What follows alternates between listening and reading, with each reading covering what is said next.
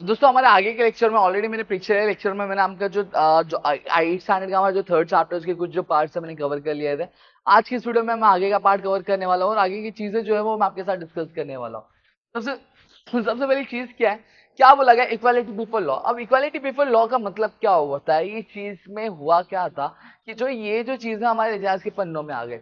अब यहाँ पे अगर मैं बात करूँ तो पहले क्या हुआ करता था इंडिया में, हम सभी से जानते हैं कि इंडिया में जो कास्ट सिस्टम था वो बहुत ज्यादा पॉपुलर था, जहाँ पे लोगों को जो था वो 5 कास्ट में डिवाइड किया गया था। पहला था ब्राह्मण, फिर क्षत्रिय, वैश्य, शूद्र और अतिशूद्र। सही बात है। अब यहाँ पे क्या होता था कि अब चीजें इन हिसाब से होती थी।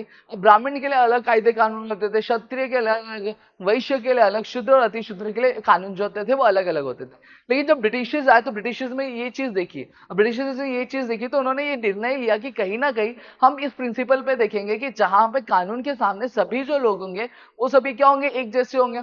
अगर कोई ब्राह्मण कम्युनिटी का पर्सन है, अगर वो कोई चोरी कर रहा है या फिर कोई गलत हरकत कर रहा है, उसके लिए जो सजा होगी वही सजा शूद्र और अतिशूद्र के लिए भी होनी चाहिए। मतलब कानून के सामने कोई भी क्या किसी भी तरह का भेदभाव नहीं किया जाएगा। हाँ, अब इस प्रिंसिपल पे जो था वो ब्रिटिश गवर्नमेंट ने क्या किया, चालू किया और उन्होंने कोड ऑफ कंडक्ट क्या इस्टेब्लिश करने का सोचा। अब इसी वजह से उन्होंने पीनल कोड क्या किया गया, इस्टेब्लिश किया गया। पीनल कोड इस्टेब्लिश किसकी वजह से किया गया था, जो हमारे ब्रिटिश ऑफिसर लॉर्ड मैक्यूले थे, लॉर्ड मैक्यूले के लीडरशिप के अंदर एक कमेटी क्या सेटअप की गई थी, क्या कोड ऑफ लॉ इस्टेब्लिश क्या करने के लिए। और वहां पे पीनल कोड क्या क्या किया गया था, इस्टेब्लिश किया गया था ब्रिटिश द्वारा। ऑल ओवर इंडिया क्या इस्टेब्लिश क्या किया गया था। हालांकि कहीं ना कहीं जो अंग्रेज थे, अब अंग्रेज थे तो उन्होंने अपनी चीजें तो की होंगे। अब इन्होंने क्या किया, इंडिया में से तो आपके जो लॉज थे उसमें फॉर्मुलेशन किया, लेकिन अब यूरोपियंस और इंडियंस के बीच में कुछ तो डिफरेंस होना चाहिए वरना सेम सेम हो जाएगा। तो इन्होंने क्या किया भाई, यूरोपियंस के लिए अलग कानून और इंडियंस के अलग कानून। तो क्या बोला गया, but there were some defects in it, there were separate codes and different laws for the Europeans. मतलब इंडियंस के लिए अलग कानून और यूरोपियंस के लिए अलग कानून, इंडियंस के लिए अलग कोड और यूरोपियंस के लिए अलग कोड। इस तरह की चीजें यहाँ पे क्या की गई थी, क्या बनाई क्या गई थी।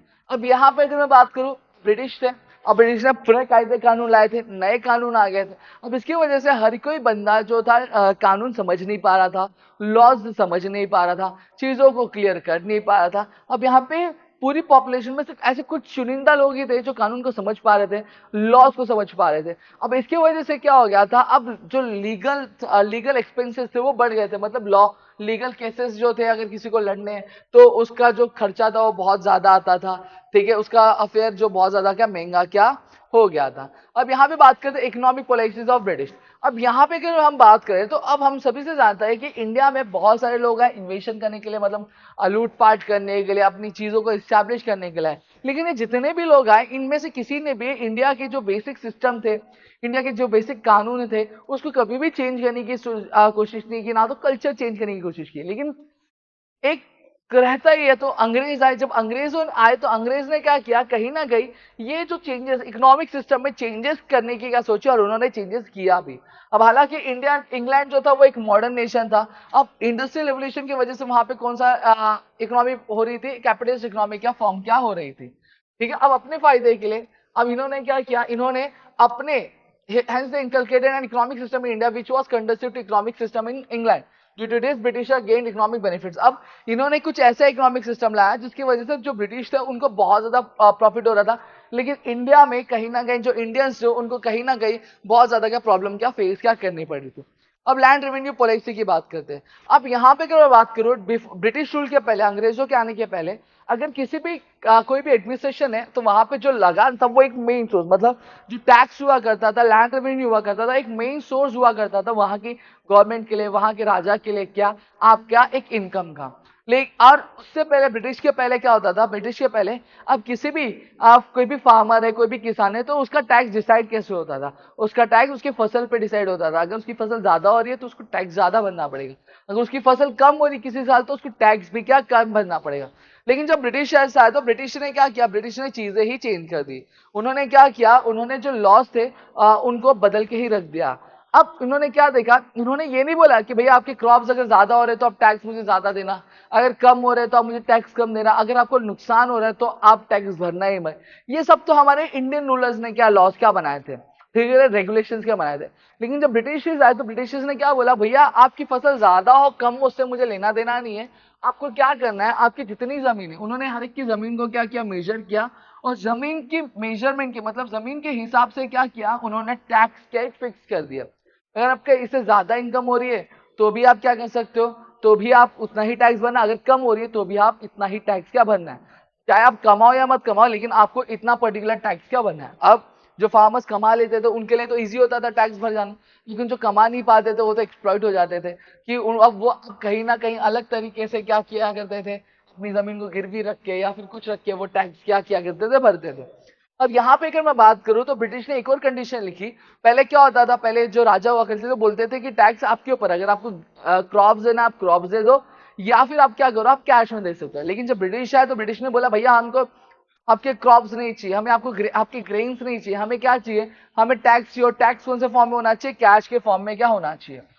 ये भी बोला गया था कि अगर कोई फार्मर है जो क्या किया जा रहा है, पेमेंट नहीं कर रहा है या फिर लेट पेमेंट कर रहा है, तो उसकी जो जमीन हो जाएगी वो क्या कर लेंगे, हम क्या छीन क्या लेंगे। अब यहाँ पे अगर मैं बात करूं तो अब पैसे जो किस में देने थे, पैसे कैश में देने थे। अब जो पैसे कैश में देने थे तो फार्मर्स जो थे डर के मारे जो आपके ग्रेन्स हुआ करते थे वो मार्केट में बेचा करते थे। अब कुछ जो मर्चेंट्स थे, कुछ जो बिजनेसमैन थे, अब उन्होंने क्या किया, इस चीज का फायदा उठाया। अब इस चीज का फायदा उठाते हुए उन्होंने जो फार्मर्स से जो चावल थे, दाल थे, मतलब जो भी वो फसल उगाया करते थे, जो भी क्रॉप्स थे, वो सस्ते दाम में खरीदते थे। क्या सस्ते दाम में खरीदते थे और महंगे दाम में क्या बेचा करते थे, जिसकी वजह से कहीं ना कहीं जो फार्मर्स को जो पैसे आते थे वो बहुत कम आते थे, और वो लॉस क्या बहुत अच्छा खासा क्या फेस क्या किया करते थे। ये थे हमारे क्या कॉन्सिक्वेंसेस लैंड रेवेन्यू सिस्टम किया, और इसकी वजह से बहुत सारे लोगों की जो जमीन थी वो भी ब्रिटिशर ने क्या हड़प क्या ली। अब commercialisation of agriculture, commercialisation of agriculture क्या होता है इसके बारे में बात करता हूँ। अब इनिशियली इंडिया में क्या किया जाता, जो फार्मर्स थे वो अपने डोमेस्टिक नीड्स मतलब अपने गांव के नीड्स फुलफिल करने के लिए क्रॉप्स क्या उगाया करते थे, वो दाल उगाया करते थे, चावल उगाया करते थे, गेहूं उगाया करते थे, जिनसे उनकी जो बेसिक नीड्स है वो फुलफिल होती थी। लेकिन जब अंग्रेज आए तो अंग्रेजों ने क्या किया, उनको एनकरेज किया, भैया आप क्या होगा, आप इंडिगो उगाओ, आप क्या होगा, आप कॉटन होगा, आप क्या होगा, टोबैको होगा, आप क्या होगा, टी होगा। मतलब सीधी सीधी बात करूं तो वो क्या करते थे, वो ज्यादा इंपॉर्टेंस किसको देते थे, बोलते आप ये दाल चावल गेहूं मत उगाओ, आप कैश क्रॉप्स उगाओ, क्यों, कैश क्रॉप से में पैसा आपको ज्यादा मिलेगा। समझ में आ गया। अब इसी चीज को अगर मैं बात करूं तो ये इसी चीज को हम लोग क्या बोलते हैं, कमर्शियलाइजेशन ऑफ एग्रीकल्चर क्या बोलते हैं। अब फेमाइन की बात करूं, अब 1860 से लेकर 1900 के बीच में इंडिया ने बहुत फेमाइन क्या देखा, मतलब एक बीमारी फैली, ठीक है, लोग भूखमरी से मर रहे थे। अब यहाँ पे इस कंडीशन में अगर मैं बात करूं, ब्रिटिश ने इतना कुछ हेल्प नहीं किया इंडिया का, ठीक है, इतनी कुछ मदद क्या नहीं की, ठीक है। और साथ ही साथ यहाँ पे similarly not much expenditure was made on the provision of water supply. और साथ ही साथ अगर मैं बात करूं, ऐसा कोई पैसा प्रोवाइड नहीं किया या फिर ऐसा कोई कंट्रीब्यूशन नहीं दिया गया जहां पर वाटर सप्लाई की जो सप्लाई है उसको क्या बढ़ाया जा सके। और development in transport and communication system, अब यहाँ पे अगर मैं बात करूं, अब ब्रिटिश जो थे, ब्रिटिश पूरे इंडिया में क्या ट्रेड कर रहे थे। अब वो इंग्लैंड से भी गुड्स मंगा रहे थे, इंपोर्ट कर रहे थे, यहाँ से भी चीजें क्या कर रहे थे, एक्सपोर्ट किए जा रही थी। अब इसकी वजह से इन्होंने क्या किया, इन्होंने एक ट्रांसपोर्ट और कम्युनिकेशन की फैसिलिटी क्या कर दी, डेवलप कर दी। अब यहाँ पे 1853 में इंडिया में सबसे पहला रेलवे क्या हुआ था, रन हुआ था कहाँ, मुंबई से लेकर थाने के बीच में। सेम ईयर में, सेम साल में ब्रिटिश ने क्या किया, टेलीग्राफ सिस्टम भी इंडिया में चालू किया, ठीक है, जिसकी वजह से जो due to all cities and military station got connected to one other. अब जिसकी वजह से सारे जो शहर थे और साथ ही साथ मिलिट्री स्टेशन थे वो सभी क्या हो गए थे, वो सभी एक दूसरे से कनेक्ट हो गए थे। साथ ही ब्रिटिश ने क्या किया था, पोस्टल सिस्टम भी क्या किया था, डेवलप बना क्या दिया था। अब इसकी वजह से हुआ क्या था, इसकी वजह से सारा जो नेशन था वो एकजुट हो गया था, एक दूसरे से कनेक्टेड हो गया था, और पूरा इंडियंस भी जो थे एक दूसरे से मिल पा रहे थे, बात कर पा रहे थे, चीजें क्या शेयर क्या कर पा रहे थे, एक यूनिटी का सेंस जो था वो क्रिएट हो गया था। अब यहाँ पे बात करते हैं, अब decline of traditional industries in India. अब यहाँ पे अगर मैं बात करूं तो ब्रिटिश गवर्नमेंट ने क्या किया था, ब्रिटिश गवर्नमेंट ने सीधी सीधी मैंने क्या बताया, देखो कभी भी इंटरनेशनल ट्रेड किया जाता है, मतलब एक कंट्री से दूसरी कंट्री में अगर ट्रेड किया जा रहा है, सामान बेचा जा रहा है, दूसरी कंट्री से हमारी कंट्री में सामान मंगाया जाता है, उसको हम लोग इंपोर्ट बोलते हैं। जब हमारी कंट्री से दूसरी कंट्री में सामान बेचा जाता है तो उसको हम लोग एक्सपोर्ट बोलते हैं। तो ब्रिटिश ने क्या किया, ब्रिटिश ने ये किया, जो इंग्लैंड से इंडिया में सामान आ रहे थे उसके ऊपर इंपोर्ट ड्यूटी बहुत कम कर दी, मतलब उसके ऊपर जो फीस थी, उनके जो चार्जेस थे बहुत कम कर दिए। लेकिन वही जो चीज इंडिया से दूसरी कंट्री में बेचे जाते थे उसके जो एक्सपोर्ट चार्जेस थे वो बहुत ज्यादा उन्होंने क्या बढ़ा दिए। अब यहाँ पे अगर मैं बात करूं तो सेम तरीके से अब इंग्लैंड में क्या आया था, इंग्लैंड में अभी हमने सेकंड चैप्टर में पढ़ा था, एज ऑफ रिनाइंसेंस आया था, जहां पे इंडस्ट्रियल रेवोल्यूशन भी आया था। अब वहां पे जो गुड्स थे वो कैसे बन रहे थे, वो सारे गुड्स जो थे वो मशीनों की हेल्प से बन रहे थे, ठीक है, मशीन की मदद से क्या क्या की जा रही थी, चीजें अब क्या बनाई जा रही थी। लेकिन इंडिया में अगर मैं बात करूँ तो इंडिया में मशीन थी क्या? नहीं। आज भी लोग हाथों से चीजें बना रहे थे, हैंडलूम में चीजें चल रही थी, हैंडीक्राफ्ट चीजें बन रही थी। अब यहाँ पे अगर बात करूँ, जब एक देखो, 1 घंटे में अगर एक इंसान अगर कोई प्रोडक्ट बना रहा है तो वो 1 बना पाएगा, 2 बना पाएगा। लेकिन वहीं जब कोई मशीन बनाती है तो मशीन 1 घंटे में 10, 20, 30, 40, तो मतलब उस गुड्स को प्रोड्यूस करने का जो खर्चा होता है मशीन से, वो क्या होता है? कम होता है। लेकिन वही इंसान अगर प्रोड्यूस करता है तो उसका खर्चा क्या होता है? ज्यादा लगता है, तो उसकी कॉस्ट भी क्या होगी? ज्यादा होगी। तो इंग्लैंड से जो गुड्स आ रहे तो मशीन से बने थे, उनकी प्राइस क्या थी? कम थी। जिसकी वजह से कहीं ना कहीं कोई भी क्या कर रहा था, इंडियन पीपल्स का जो सामान था वो खरीद रहा था क्या? नहीं खरीद रहा था। और इसकी वजह से जो इंडियन आर्टिशियंस थे, जो इंडियन मर्चेंट्स थे, वो क्या हो गए? अनएम्प्लॉयड हो गए, उन चीजों कोई भी खरीद रहा नहीं था। Development of new industries in India. अब यहाँ पे अगर मैं बात करूँ तो ब्रिटिश कभी भी नहीं चाहते थे कि इंडिया डेवलप हो, इंडिया के लोग आगे बढ़े। तो इस वजह से उन्होंने कभी भी इंडिया के जो मर्चेंट्स थे, जो बिजनेसमैन थे, उनको सपोर्ट किया नहीं। ठीक है, इसकी वजह से बहुत सारे जो बिजनेसमैन थे वो कभी सामने आगे आ ही नहीं पाए। लेकिन 1854 में कौशल जी नानाभाई दावर ने पहला टेक्सटाइल मिल चालू किया मुंबई में। 1855 में पहला जूट मिल चालू हुआ कहाँ? रिश्रा में, बंगाल में। 1907 जमशेदजी टाटा, बड़ा ऑफिसर टाटा स्टील, हम सुनते हैं इनकी है।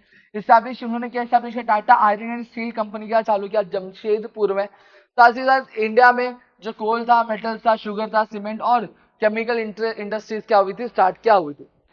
इतनी चीजें क्लियर हुई। अब आगे बात करते हैं सोशल कल्चर फिट। अब 19th सेंचुरी में अगर यूरोप में बात करूं तो एक नया एरा चल रहा था। ठीक है, जहां पे ह्यूमैनिटेरिज्म को बहुत ज्यादा इज्जत दी जा रही थी, डेमोक्रेसी को बहुत ज्यादा वैल्यू दिया जा रहा था, नेशनलिज्म को बहुत ज्यादा वैल्यू दिया जा रहा था, लिबरलिज्म को बहुत ज्यादा वैल्यू दिया जा रहा था। और यहीं पे अगर मैं बात करूं, अब वहां से यहाँ पे लोगों को इंपोर्ट करना बहुत ज्यादा मुश्किल था, इंग्लैंड से यहाँ पे लोगों को इंपोर्ट करना बहुत ज्यादा मुश्किल था। अब ब्रिटिश ने ये सोचा कि क्यों ना हम इंडियन सोसाइटी में ही लोगों को क्या ट्रेन करें, उनको ही ब्रिटिश एजुकेशन सिस्टम क्या हम प्रोवाइड करें, जिससे कहीं ना कहीं वो हमारी चीजों को क्या कर सकते हैं, हमारी चीजों को क्या समझेंगे, और हमारी एडमिनिस्ट्रेशन में क्या उनको हम जॉब देके उनको क्या हेल्प क्या कर सकते हैं।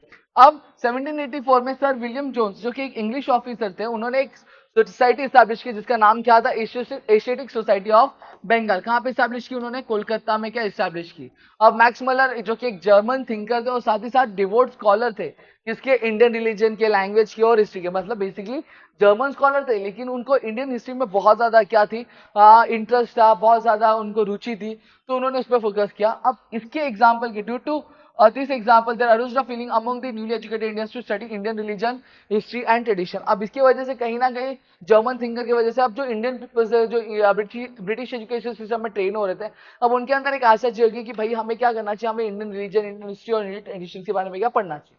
अब ब्रिटिश ने क्या किया? बहुत सारे लॉज जो थे इंडिया में इंप्लीमेंट किए। 1829 में लॉर्ड विलियम बेंटिक थे, उन्होंने सती प्रोहिबिशन एक्ट क्या किया? प्रोहिबिट किया। सत्या प्रोहिबिशन एक्ट मतलब क्या होता है? जब कभी भी पति जो होता है, अगर उसकी किसी भी रीजन की वजह से डेथ हो जाती है और उसकी वाइफ जिंदा है, तो उसकी वाइफ को भी क्या किया जाता था? उसकी जो चिता हुआ करती थी, उस चिता पे जिंदा क्या बैठा दिया जाता था, उसको जिंदा क्या मार दिया जाता था उसके पति के मरने के बाद। तो इस तरीके के एक्ट को हम क्या बोलते हैं? सती एक्ट बोलते थे। अब इस पर रोक लगाई, जो एक्चुअली उन्होंने बहुत अच्छा काम किया, जो कि गलत था।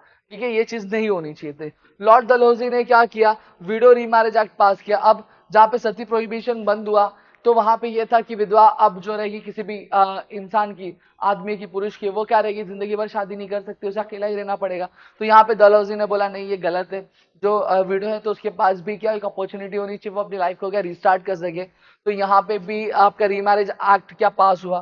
फिर उसके बाद एडमिनिस्ट्रेशन इंडिया में बहुत अच्छे तरीके से रन करने के लिए, मैंने अभी बताया आपको, इंग्लिश ने क्या किया, ब्रिटिशर्स ने क्या किया? इंडियंस को क्या एजुकेट करना चालू किया। अब लैर्ड मैकॉले के रिकमेंडेशन के हिसाब से बेसिस पे 1835 में इंग्लिश एजुकेशन सिस्टम क्या इंडिया में भी क्या स्टार्ट क्या हो गया था। अब नए एजुकेशन क्या बिगेन हो गए थे इंडिया में, जिसकी वजह से new education through new education Indians को क्या वेस्टर्न थॉट्स, मॉडर्न रिफॉर्म्स और साइंस और टेक्नोलॉजी के बारे में क्या बताया गया। 1857 में यूनिवर्सिटी स्टैब्लिश हुई, कहाँ पे? कलकत्ता में, मुंबई में, मद्रास, जिसको आज के डेट में चेन्नई बोला जाता है। और जो वेस्टर्न एजुकेटेड मिडिल क्लास था, अब उन्होंने बहुत सारे सोशल रिफॉर्म किए, क्या सोशल रिफॉर्म मूवमेंट क्या रन किए इंडिया में। ठीक है, और इस तरीके से हमारा ये वाला जो चैप्टर है पूरा का पूरा कंप्लीट हो जाता है। आई होप सबको चीजें यहाँ पे क्लियर हो गए होंगे और इसमें आपको किसी भी तरह का डाउट नहीं है। Still if you have any kind of doubt please do let me know in the comment section. मैं आपके लिए ऐसे और वीडियोस लाते रहूंगा जहाँ पे मैं आपके एक एक करके जो चीजें क्या कंप्लीट करूंगा। चलो दोस्तों, मिलेंगे हमारे अगली वीडियो में, तब तक के लिए घर पर सुरक्षित अपना ध्यान रखना दोस्तों। जय हिंद दोस्तों।